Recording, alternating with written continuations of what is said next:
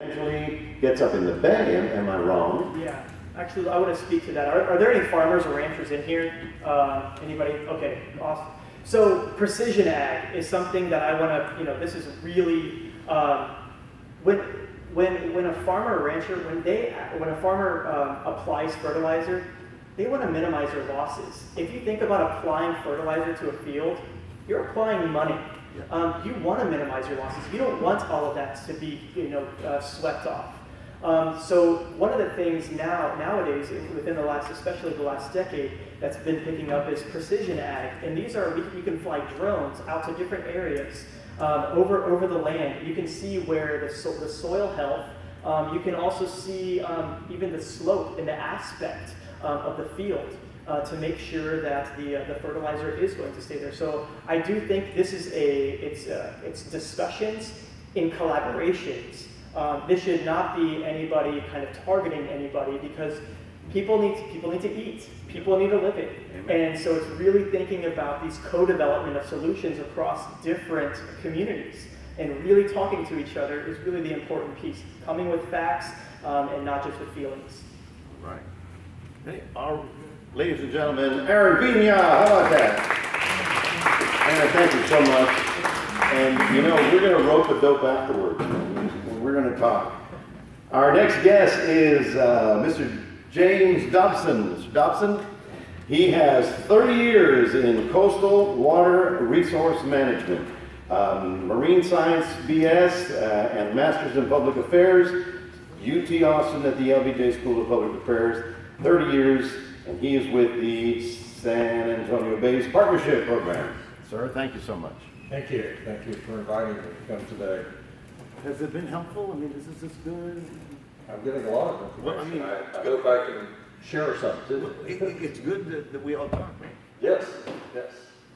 I want to go through this fairly quickly and try to leave some time for any questions. So if we can go ahead and advance the slide here. Maybe we need to adjust that so we can catch the top there. Whiskey's for drinking. And water is for fighting. Amen. Attributed to Mark Twain, although there's not really any record of it having been written anywhere, but it sounds like something he would say. I like to add that whiskey has probably started more fights than water, that they tend to be barroom brawls and riots, whereas water tends to be feuds, civil wars, and international conflicts. So a little difference in scale. Goal here is to try to reduce the tension, reduce the friction, and reduce the fighting over water. So next slide, please. A little bit of background on what some of the major water issues are in Texas, how we manage water, and the future, perhaps, of where we're going with water. Texas, as you all have heard and experienced, swings between this pendulum between the droughts and the floods, and there's hardly ever an average time regarding water. Next slide, please. We have two different things working here in terms of climate. Precipitation decreases from east to west, while temperature decreases from, actually increases from north to south. And so you get these gradients of temperature and precipitation that account for a lot of the variation in the regions, environmental regions in Texas. Next slide, please. How do we manage water in Texas? Well, it's complicated because in this state, unlike a lot of other states, we have decided to do it separately. Surface water, well, I'll start with groundwater. Groundwater is a private property right in Texas. It's part of the, it's not part of the mineral estate, it's part of the surface estate. So if you buy property, then you own now by Texas law the water underneath the property. If you could look at bounding your property and looking down, that is your water legally. what happens with water is it doesn't stay in one place. And so groundwater, which is a private property right, often comes to the surface, springs, emit water, seeps, etc. So suddenly your private property right becomes property of the state of Texas, because surface water in Texas is held in trust by the state of Texas for use by the citizens. So when you get a surface water right, it's what they call a usufructuary right. You don't own the water, you own a use of the water. And for specific purposes and in specific amounts, and lots of things that define what that right means. Okay, next slide. So let's talk a little bit more about groundwater. Groundwater starts with precipitation, seeps into the soils, is captured within various kinds of aquifer systems, ranging from sedimentary systems of loosely consolidated sands and gravels to clays to porous limestone. The famous Edwards aquifer system is essentially a honeycomb limestone formation with water flowing very freely through it. So there are lots of different kinds of aquifers, and we have a number of large aquifer systems in Texas, as well as a few smaller ones. One most of us in this region are familiar with is the Gulf Coast aquifer, which has been deposited, sediments deposited over eons of time as the sea level went back and forth between way out in what is now the Gulf of Mexico, much farther inland. So you have layers and layers of these various sediments. Next slide. So ownership of groundwater is based in Texas on an old English rule of capture. Technically, until recently, if you owned the surface right and owned the water, we didn't think you owned the water under your land until you brought it up and put it to beneficial use. But with the recent Supreme Court ruling, you now own it in place. It's unlike oil and gas, which is a mineral estate. But like most rights of ownership in real property, you might call it, there are rules and regulations which limit what you can do with it. And so that's the issue now with groundwater. Although it is a private property right, the state has enacted a number of rules and a number of mechanisms by which it puts limits on your capability of utilizing that property right without some limits. So next one, please. And largely those limits are imposed by local groundwater conservation districts. These have sprung up more recently. There were some older districts that had been in place a long time, but really it started in around 2007 with Senate Bill 1, an omnibus water bill that brought into play a lot of new things in terms of water management, but one of them was that it effectively wound up encouraging the creation of local groundwater conservation districts. You can see the multiples of them that we have today. Next slide, please. And because we found out it was a problem with all these little tiny districts, often one county districts, trying to manage what in effect were these huge aquifer systems and do it effectively, the state later came in and created these groundwater management areas defined by aquifer systems and portions of aquifer systems.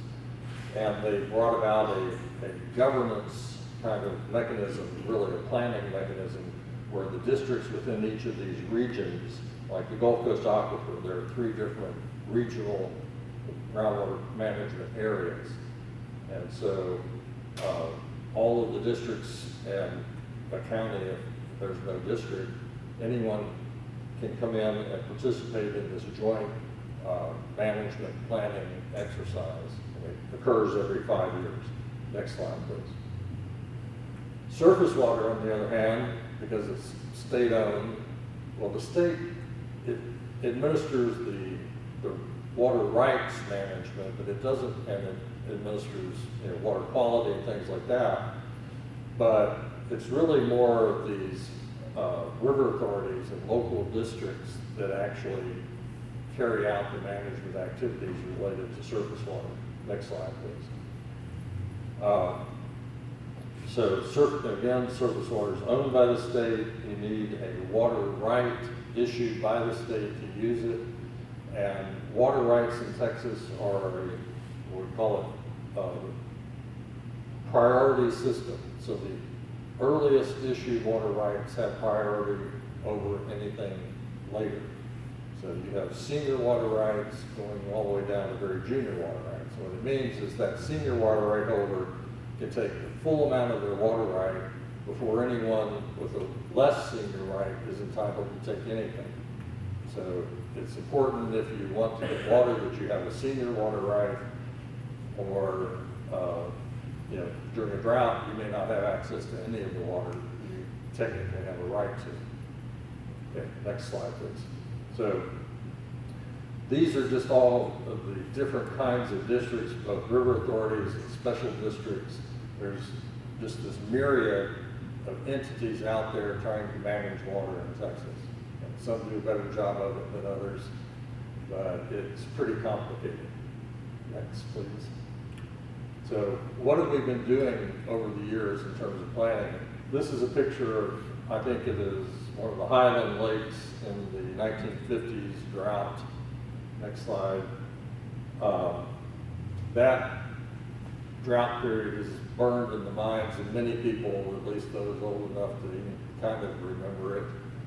But the quote I really like is one from Elmer Kelton, who wrote a book called The Time It Never Rained, about, sorry, I cut the last part of it off, about a family in West Texas and the trauma that drought inflicted on them. And so his quote is that each new generation tends to forget until it confronts the sobering reality that dryness has always been the normal condition in the western half of the state.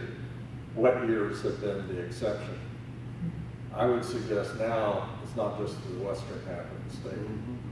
So we're moving into a time where this is true almost everywhere. Next slide, please. Well, the response to the drought of the 50s was the Texas legislature created some state agencies to do water planning. And between the 50s and 1968, they worked on this statewide water plan. And this is what it looked like when it was hatched out, brought out in 1968. They were going to move water from the Mississippi River into Toledo Bend Reservoir, and then it would go down the coast in the coastal canal system. Well, that was the first idea. But then the people in the Panhandle and all said, well, why is the coast getting all of this water? We need some too. So then they had to put in a plan to move water from Toledo Bend Reservoir all the way uphill to the high plains, and you can see even into New Mexico. And they had to get some bonds passed to finance this proposal. And it was put to a vote. And so by a very narrow margin, it was defeated due to the combined efforts of environmental organizations and taxpayer associations who didn't want to have to foot the bill for it. So that was the big picture. Since then, bits and pieces of this have materialized. Next slide, please. But still, drought is what's driving the need to develop more effective and efficient means of managing and supplying water in Texas. This comes from the Choke Canyon Lake Corpus Christi reservoir system that in 1993 was 100% full. And then the drought started. And you can see that in 1996, it was down to about 23%. We ran some models based on historical records of flow, and we showed that perhaps in 2 years' time, the region was going to run out of water. Fortunately, that didn't occur. The city put in the Mary Roads pipeline to access water that had contracted purchased from Lake Texas. Next slide, please. But as a result of that drought in the 90s, we began this statewide program of water planning. Senate Bill 1 water planning process. The state was divided into these planning regions, and every 5 years, a group of stakeholders who have been convening 2 or 3 times a year. What Jace can tell you, he was a member of the Regional Water Planning Group. I am now. I took his place as the environmental representative on the Region N, the Coastal Bend region. Have to come up with a water plan for the region, and then the state piles all of these into one document as a state water plan every 5 years. Next slide, please. But one of the problems, and it goes back to this groundwater versus surface water issue, and the different nature of it legally, and how you manage something that has those two different things.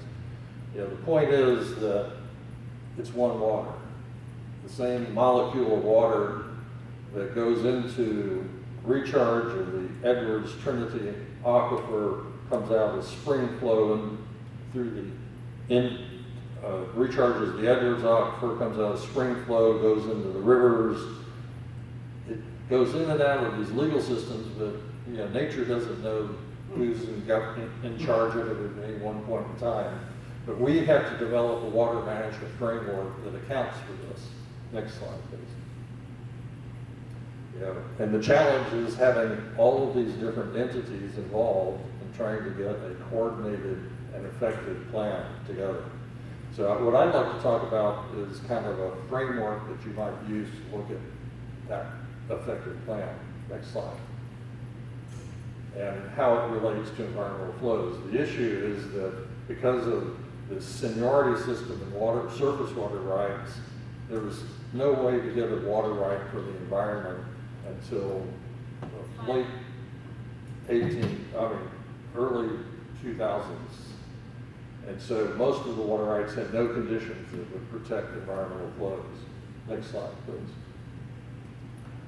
So we're trying to find ways to get water to support these types of needs, non-market. They don't have necessarily a price to many people. To some they do. They're important, they're valuable. But how do we incorporate these things into this framework of water planning that really focuses on more traditional water uses? Next slide. Well, one of the ways that we can start working in this nexus between surface water and groundwater is the fact that sometimes you've got excess flows. You've met all your environmental flow needs. You can scout some of the water out of the stream and inject it into aquifer storage. It retains the legal nature of surface water, an ownership right or right of use. And then when you need it, you pull it back out and put it back to whatever purpose. There's more and more of these are being developed in Texas, and I think it's really the future of how we're going to more effectively manage. A good example, and it's unusual because it's groundwater being stored in another aquifer. The Edwards aquifer water, when there's plenty of it, the San Antonio water system takes some out, injects it into the Creaser-Wilcox aquifer for storage. And they have, I think by now, almost 200,000 acre-feet of water and storage. It's a water bank, a strategic water reserve system. And it really, to me, is the future of how we need to manage water. Next slide, please. And so you can look at trying to put this in a big context of conjunctive management of surface and groundwater, with ASR being sort of right in the middle of it. But there are lots of other things that are involved. How you effectively manage your reservoir storage, you know, timing of diversions, et cetera, et cetera. It's complex, but yet I think we can find a path forward to have a more secure water future, and a water future that includes the environment as one of the both the permitted and preferred uses of water. Thank you. Mr. Dobson, any questions for Mr. Dobson? Because you were picking on Jace, and we're going to call him up now. Yeah, questions, Doctor? How does this might be off the wall, but how does fracking affect that, a plant like that? Fracking for oil, these aquifers? Well, fracking uses a huge amount of water. And then there's the issue of disposing of that frack water, because when it comes back up, it contains a lot of materials. You don't want to discharge it. You can't really discharge it to a surface water body. And so they actually inject it back underground, which, you know, then you got that entering into potentially, that, you know, they're trying to put it into systems that it's not going to migrate into water supply sources. But what we need to be doing is trying to find ways to reuse fracked water so that you're not consuming these huge amounts just for that one purpose. Yeah, but you basically injected the hot water down, let the steam pressure push it back up. It's nasty stuff, isn't it? Well, frack water is not really steam and all. It's nasty in that it contains a lot of salts and a lot of dissolved solids and things that you wouldn't want to, like I said, put it into a stream. And it's also loaded with the sand they use to crack it. And the chemicals that they put in to manage the fracking process, yes. So, but there are ways to recover it, to clean it up, and reuse it. Well, you know, I think the thing we're missing is that we walk around in all this humidity all day, and we're perspiring and we're worried about water, yet we're wearing it. But that's another discussion, sir. Thank you so much, Mr. Dobson. Very nice to meet you, sir. We were talking bad about Jace Tunnell here, and Jace and I have worked, I don't know, together for a long time. He's at the UT Marine Science Institute down along the coast. And I don't know if you invented the word, but somewhere the word nurdle became very popular. And Jace is going to explain that to you. Oh, good, thanks. Yeah, I didn't invent the word Nurdles. That came in the mid or early 1990s, somewhere in Europe, according to Wikipedia. But I appreciate the opportunity to come talk to you. And really, my slides, I've got like 8 slides, so it'll be real quick. How many of y'all have heard of a Nurdle? Anybody? Okay. One person back there hadn't heard of it, I don't think. But anyway, y'all probably seen them up close. I found these today along Matagorda Bay, so that's kind of fun. If y'all have only seen them in pictures, now you'll actually get to feel. You can take them out, hold them. They probably have PCBs and all kinds of chemicals in them. So yeah, go for it. I'd wash your hands after.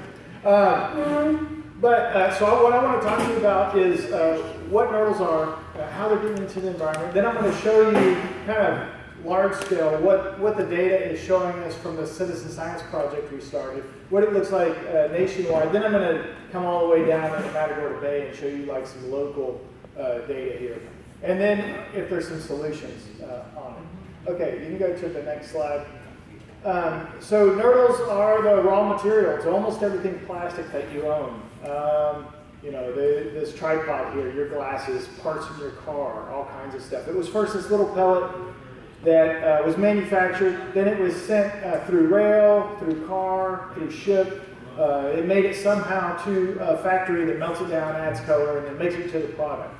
And these things can get lost at every one of those points I just talked to you about. They call that the value chain. So from where it's made to how it's transported to where it's melted down, that's the value chain. And every single one of those areas, these little nurdles can get out onto the ground. And then what happens when something's on the ground?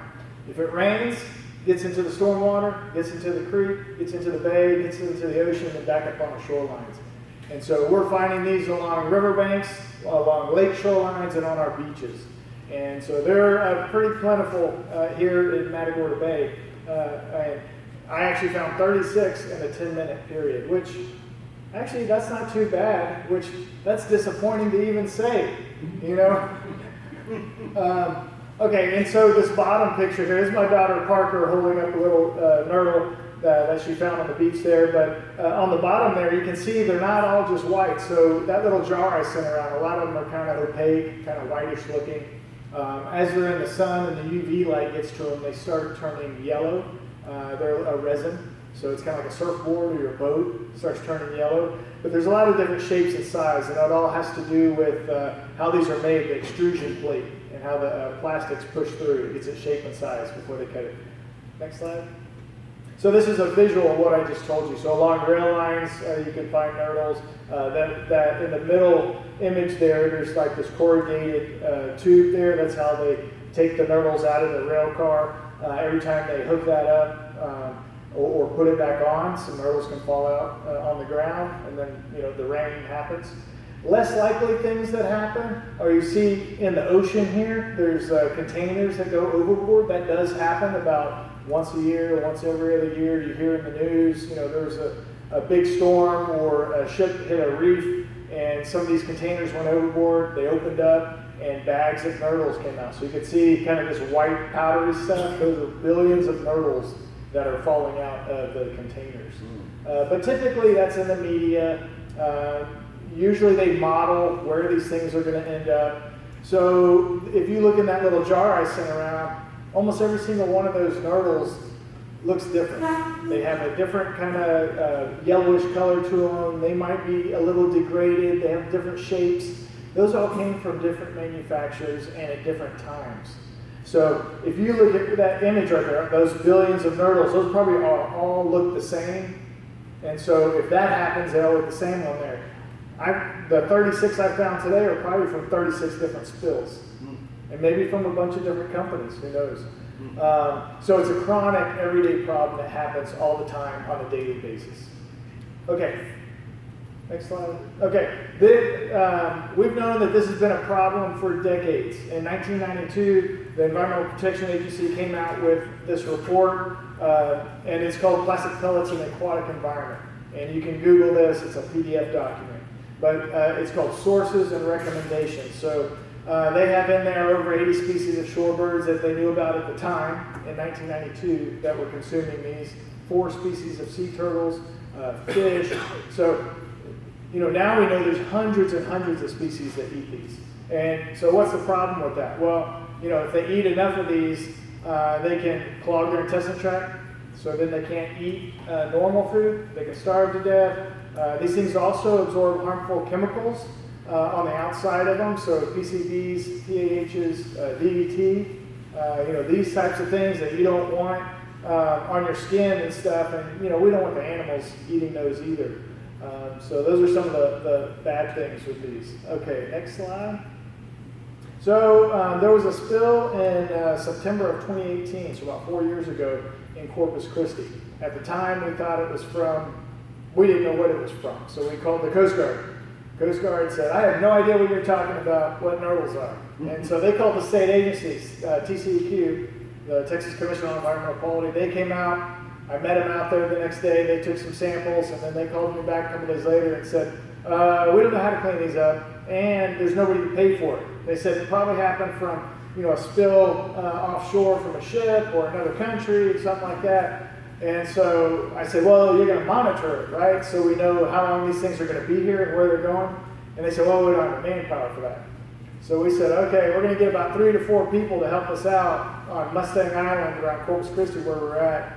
And we started a Facebook page. We said, you go out for 10 minutes, show us what you got. We'll go out monthly and do that. Well, we created this Facebook page, and within the first 2 weeks, there was like 300 people on it. And there was somebody in every state of the U.S. and the Gulf of Mexico, including down into Mexico, a university down there in Veracruz, and a nonprofit down the Yucatan Peninsula. And so with that, we're like, okay, well, I guess we got a project going now. And we just started going out monthly and doing 10-minute surveys with your hand only. And I quickly found out I was making these maps from the data that would come in by hand in like PowerPoint. And that consumed my entire life for about 3 months. And I said, we got to do something better. So we came up with this website, and we have the Conrad Gleacher Institute at Texas A&M Corpus Christi that manages their specialty is taking data and putting it on a map. So that's some of what I'm going to show you here in a second. So this is what the map looks like. If you go in and you do a 10-minute survey, and then you go to nurdlecontrol.org to the reporting page, it takes about a minute to put your data in there. Depending on the concentration of pellets you found in that 10 minutes, it'll show up as a colored dot on here. And so you'll see, look at Florida on the west coast, there's a lot of greens.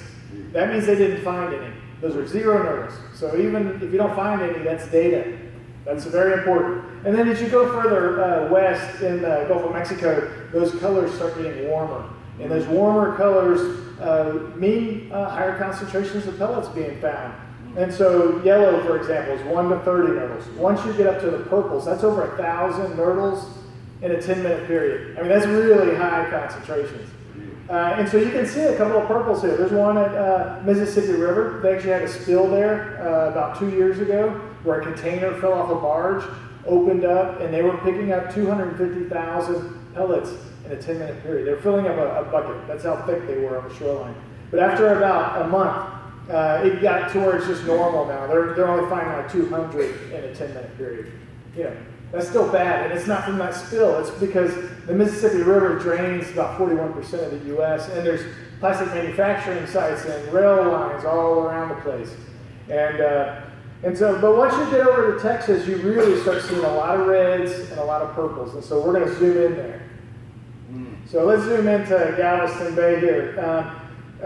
This is where the highest, but besides there being like an actual spill, like there was in the Mississippi River, this is where the highest concentration of plastic pellets are found.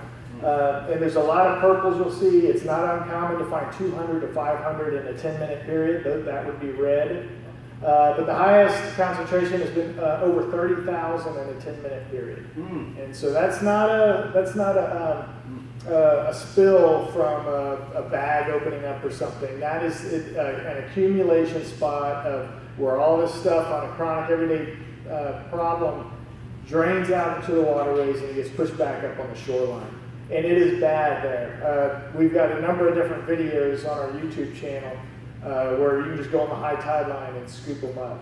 And actually Cox Creek is not unlike that. And as Diane Wilson will tell you. So as you can see here, there's really high concentrations. Okay, let's go to the next one. So let's look locally here at Matagorda Bay. And we have San Antonio Bay here. What we find along the beaches is it's pretty common to go out and find, 40 to 200 in a 10-minute period. That's pretty common on the entire Texas coast. That's what you can find. Now, you'll see a lot of these places inland.